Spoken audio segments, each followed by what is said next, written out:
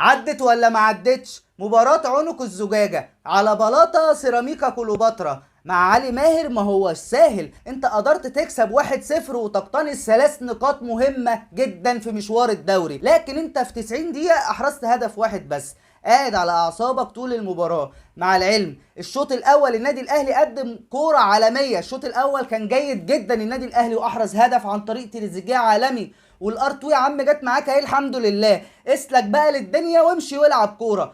لكن دخلنا الشوط الثاني في العنفوان بتاع النادي الاهلي والضغط العالي وكل حاجه كان بيعملها الا ان هو يحرز هدف. دي مشكله ايه؟ المهاجم اللي عندك مش سوبر، مش قادر يعمل تحركات خلف الدفاعات ويخلق فرص لزمايله ويجبرهم على الباص الطولي والباص العرضي والتمريرات اللي هي المفتاحيه.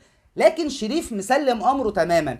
يبقى هي التغييره الاولى لان هو كان اسوأ واحد في المنظومه الهجوميه، مش تريزيجيه النهارده بمهام مدافع رقم 8 اللي بيروح بوشه بالكوره، اللي هو شايف الملعب كله، اللي يحله شويه من الانانيه. النهارده هو من نجوم المباراه خلال 60 70 دقيقه لعبهم في ارض الملعب. لكن مروان عطيه هو نجم اللقاء بلا منازع.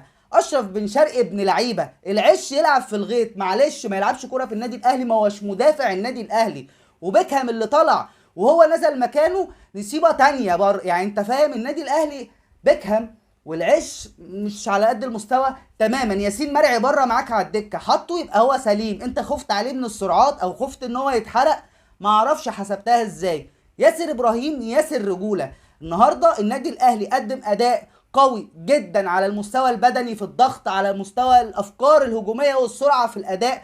النهارده النادي الاهلي كان جيد جدا، لكن ينقصه ان هو يكون بيأمن الهدف بهدف. ما تقعدنيش على اعصابها الله يرضى عليك للدقيقه 90 وانا قاعد خايف، مش هينفع بجد والله ان احنا نبقى قاعدين بالشكل ده. لكن اللي ينفع ان هي تكون بدايه جديده للمارد الاحمر، وينفع تكون الانطلاقه، وينفع تكون يعني مباراه عوده الثقه، هو ده اللي ينفع. لكن على ده والحال ده ونستمر كده، لا اعذرني. مبروك للنادي الاهلي وجماهيره، شكرا لحضراتكم. في الاخر ما تنساش لو كنت اول مره تتفرج عليا تشترك في القناه، شكرا لحضراتكم.